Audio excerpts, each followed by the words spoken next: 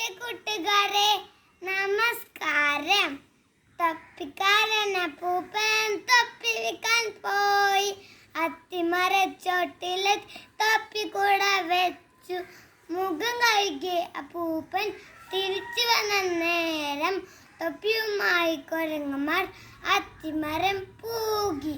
വെള്ളയെടുത്തു കണ്ണട വെച്ച് ചുച്ചു നോക്കി. കാലക്കൂടെ കണ്ട് നെഞ്ചിൽ കൈയിടിച്ചു കെഞ്ചി. കൈയടിച്ചാൽ കൈയടിക്കും, പല്ലൊലിച്ചാൽ പല്ലൊലിക്കും. ബുദ്ധി കെട്ടി കുരങ്ങന്മാർ കോപ്പറാട്ടി കാട്ടി. ബുദ്ധിയുള്ള പൂപ്പൻ തൊപ്പി ദൂരെ എറിഞ്ഞു.